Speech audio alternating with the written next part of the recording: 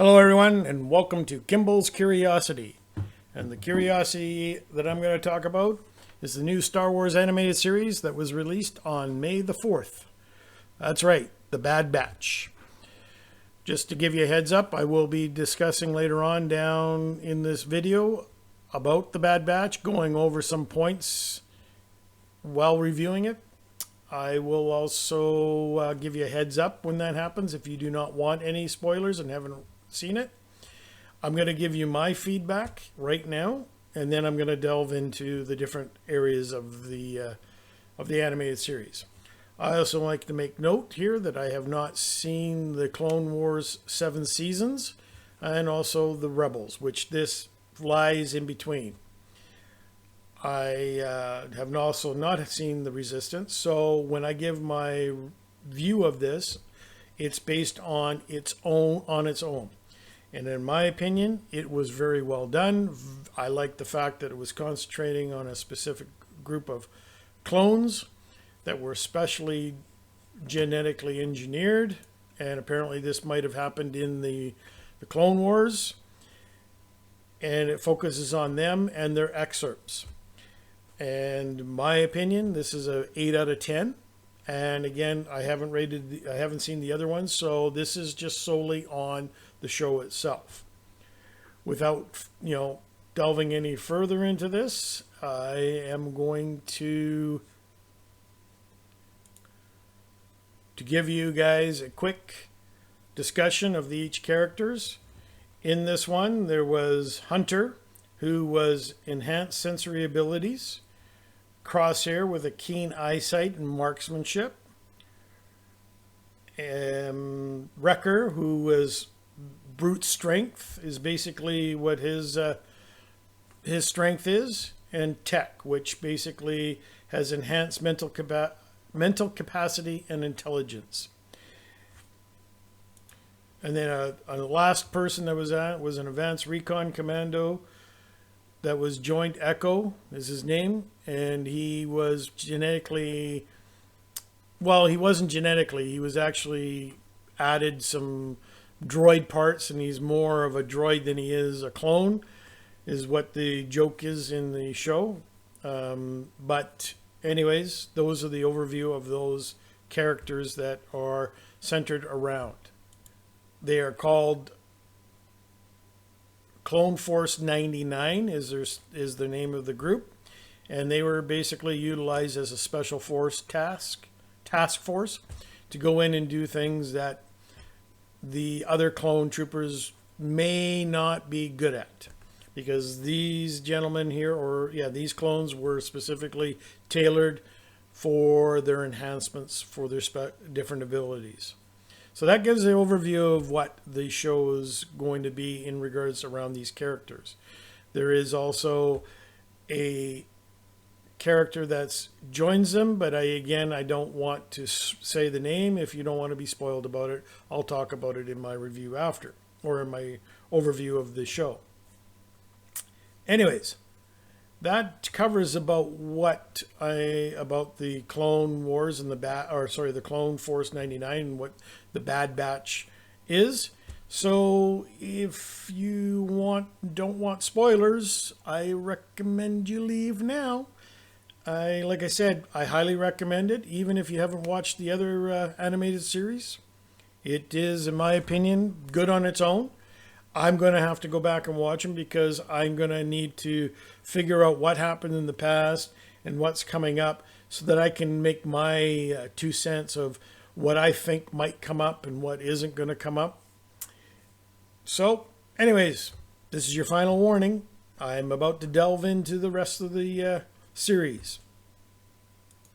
So, the Bad Batch starts with an introduction that General Grievous is losing the war, and so he's doing a last final push to see if he can force the Republic back and start winning the war. The Bad Batch is on the planet Kellar, where a young Jedi Padawan, Caleb, and his Jedi Master, Depa, are on the planet. And Depa and her clone troops are pinned down, and she's waiting for reinforcements, which she sent Caleb to go get.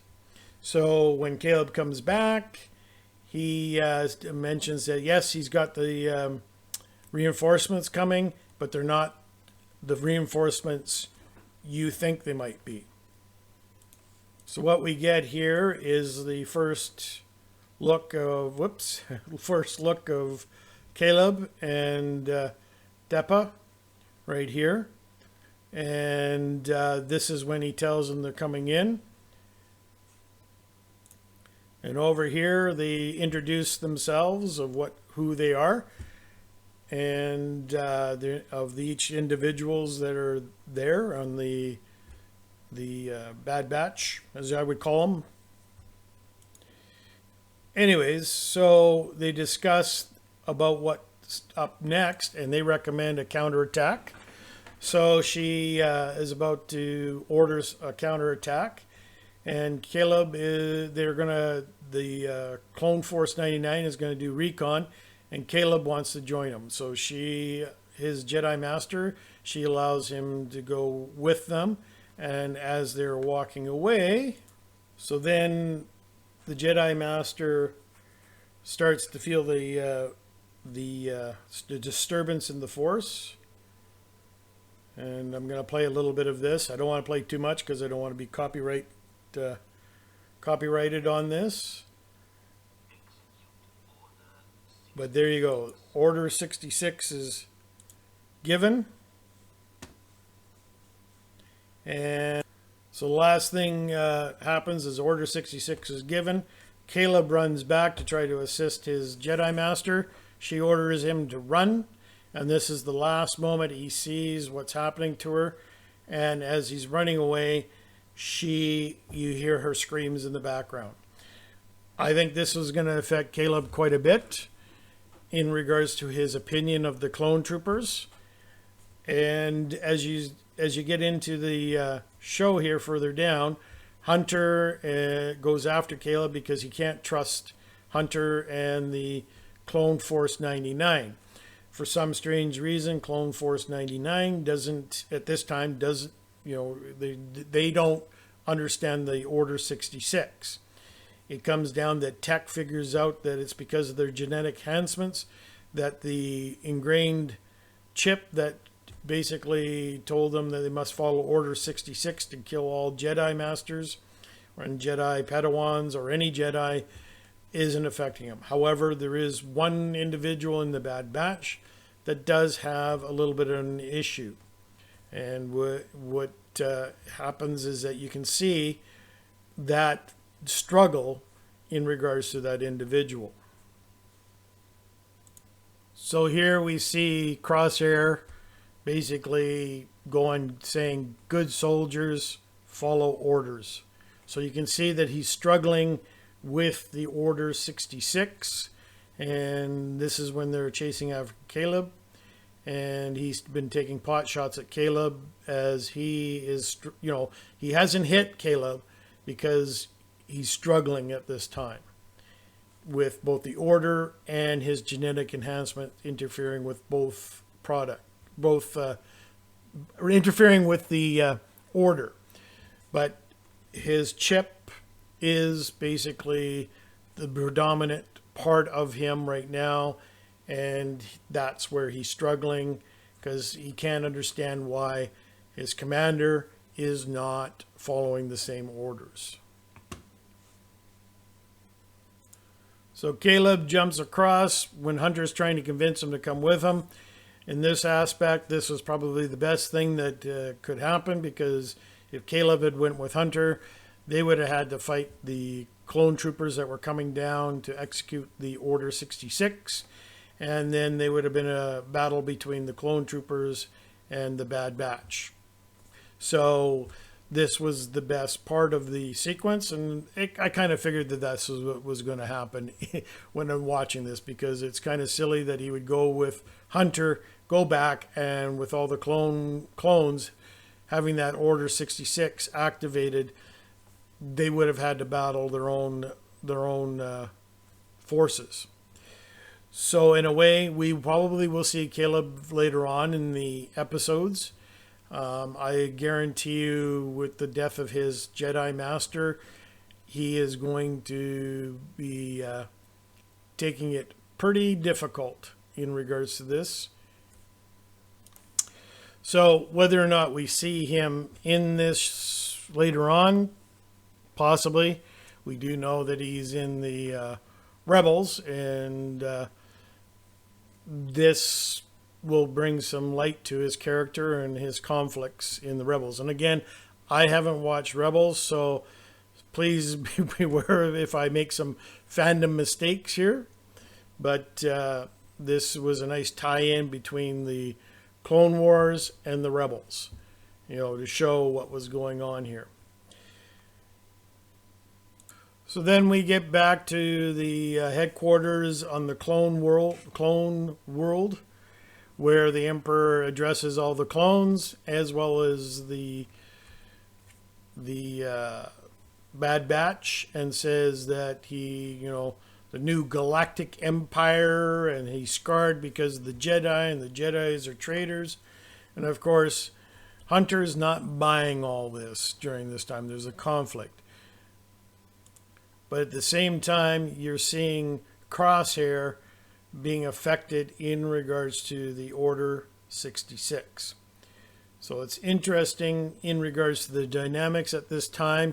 You're not sure what Crosshair is going to do, because he knows he's got to follow the Order 66. It's bugging him. But at the same time, he has worked with the Clone Force 99 for most of his clone life. And Hunter he would consider his friend. So you got this conflict that's going on in Hunter's mind. It's interesting at this time juncture of which direction he is going to take, whether he'll back Hunter up or whether he will follow his orders and turn them in for allowing the young Padawan to escape. So this is where we meet the new character that I would think that the Clone Force 99 and the story is going to evolve around. This is Omega. She is a clone. That much I figured out right away, but you don't really know at the beginning. But I suspected right away in regards from the previews that were released and the gist of the whole thing. What is interesting later on down, and I will talk about it, is what occurs further down in the storyline and what she could be as regarding a clone.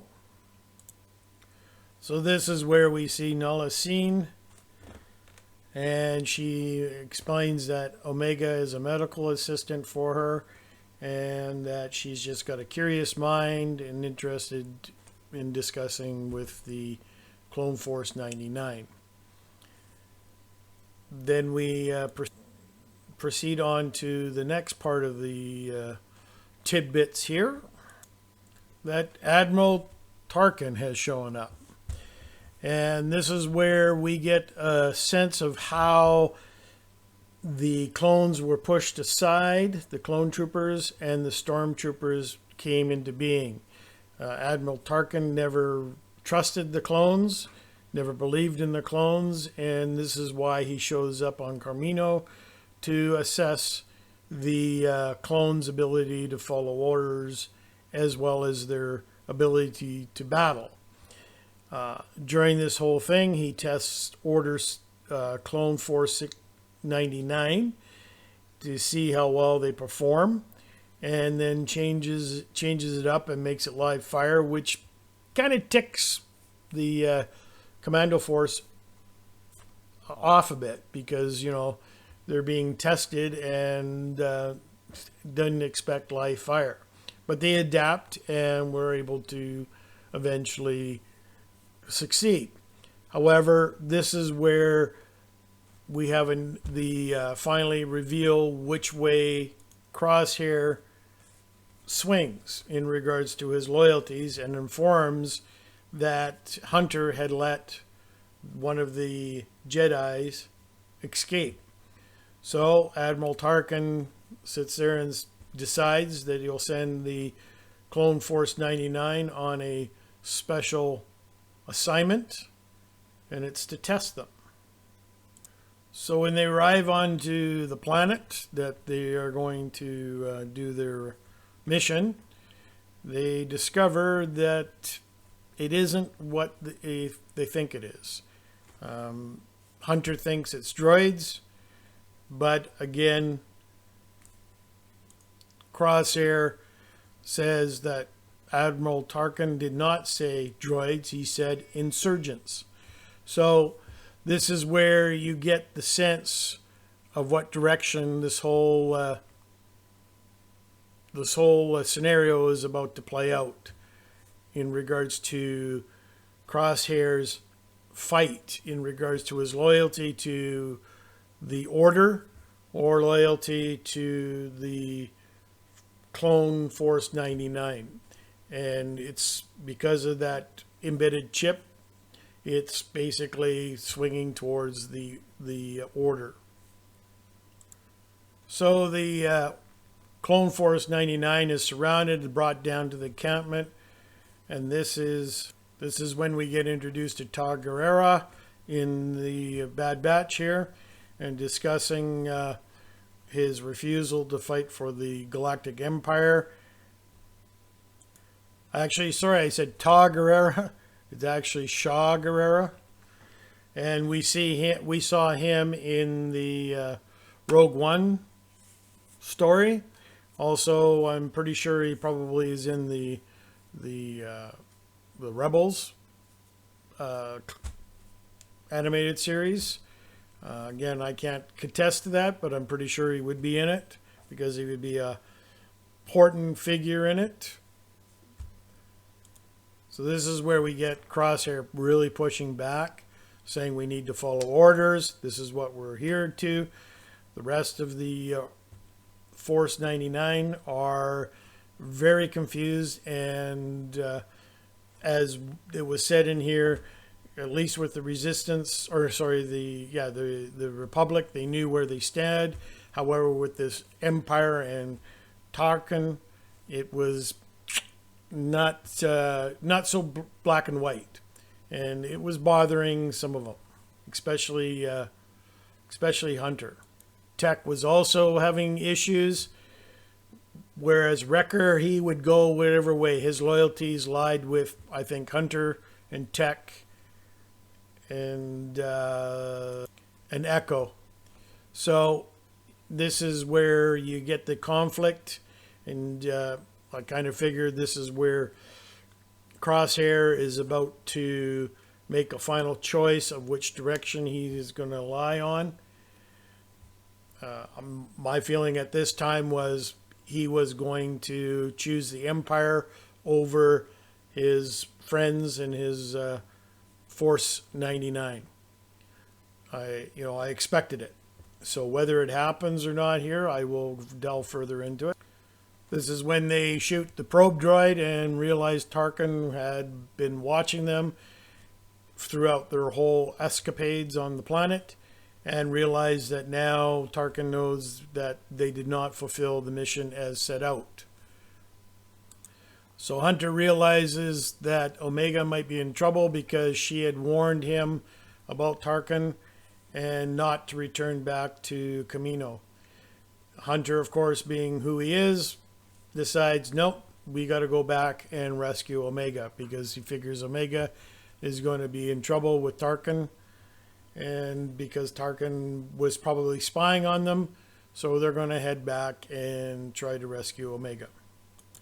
So they arrive back at Kamino, and of course, Clone Force 99 is surrounded and captured by Admiral Tarkin and basically imprisoned. So Tarkin at the same time had put Omega into the cell, and that's where the Clone Force 99 is located, and so part of their mission has been successful. It's interesting in regards to how this is playing out. This part of it was kind of, in my opinion, a little bit hokey in regards to them meeting up and stuff like that. I would have probably preferred that she was still wandering around the Camino on the city, and maybe doing some investigated work in regards to trying to rescue Clone Force 99. So this is where Crosshair gets the final push to follow the orders of the Empire. His inhibitor chip is now being activated, as we say, and overriding his clone abilities that were genetically changed. And this will bring him to where he follows what he's told to do. This results in a showdown between Hunter and the Clone Force 99 and Crosshair, and they battle each other in the hallway here as Clone Force 99 is trying, or I would call them now the Bad Batch, might as well call them the Bad Batch, to escape Camino. This ends up being where you find a little interesting tidbit with Omega. It seems Omega knows how to use a blaster. She ends up pinpointing Crosshair's gun and disables it. And as they get into the ship and fly away, she says that's the first time she has utilized a blaster. So does she have the abilities of all the Bad Batch's enhancements all in one? Who knows? Maybe, maybe not. But we definitely know that she is a clone, and that there is something unique about her, and that Nala Se ends up helping Omega escape. So there's something more to this, and of course this is what the whole story is about Omega and the Bad Batch and their exploits through in the next little while. They fly off and they're going to go to some location that they think is the only place they can go. There's some speculation on that. I'm not going to delve in it because I don't know what my speculation would be. However, there was some speculation of what would happen to Clone Force 90 or the Bad Batch. Let's get rid of the Clone Force 99. My opinion, and this is just me, is some people say they will be killed off because they don't show up in anywhere in the fandom later on, and that it would be kind of not following the logical order of stuff. However, I have a different take on it. Just because they haven't shown up doesn't mean that they're still around. In my opinion, and this is just me, is that eventually we will see Anakin Skywalker, aka Darth Vader, somewhere along the line in this show. And in my opinion, this is where Anakin is going, or Darth Vader, with his struggles of him, what he did with the Jedi and the Padawans and everything else. I think he will give the Bad Batch an ultimatum towards the end when the show wraps up, that they either disappear and never show their face again in the Empire, otherwise he will kill them. That's my opinion. I think they will be sent to the outer rim somewhere in the far reaches of the Star Wars galaxy, where they live out the remainder of their lives. I think Anakin or Darth Vader will let them live, but will basically give them an ultimatum to not show their faces again, otherwise they will pay the price. That's just me, because this is the time where, Anakin is coming into Darth Vader. I know, he's fighting with the death of his loved one, but at the same time, he will be struggling with his light side that he has left behind. So this is where I think you'll see the final push where Anakin does something good, Darth Vader, to where he changes, where he has to do what he needs to do when he becomes Darth Vader. And this is where I think you'll see that changeover where he says, this is the ultimatum. You are to go to the outer, to disappear and never show your face again. And otherwise you will force my hand. And then this will be his final transition to coming into Darth Vader. This is just me, because as we know, when we come to the Last Jedi, he ends up sacrificing himself for Luke Skywalker, his son. So there's that inner conflict in him, but yet it will be that moment, defining moment, where he lets them go, where he says, that's it, no more. That's my opinion. Let's see what plays out later on. Maybe I'm wrong. Let's find out. Anyways, if you liked the video, please hit the like button down below. Or if you didn't like it, hit the dislike down below. And please subscribe. I also know that without me knowing a lot about the Rebels and the Clone Wars, that some of the stuff I may be missing some of the key parts, and I make a little bit of mistake. Please bear with me as I'm going to catch up on the other episodes. It's going to take me a while the Bad Batch comes out. And this Friday, the Bad Batch episode number 2 comes out. So I will have my take on that. Take care and peace out.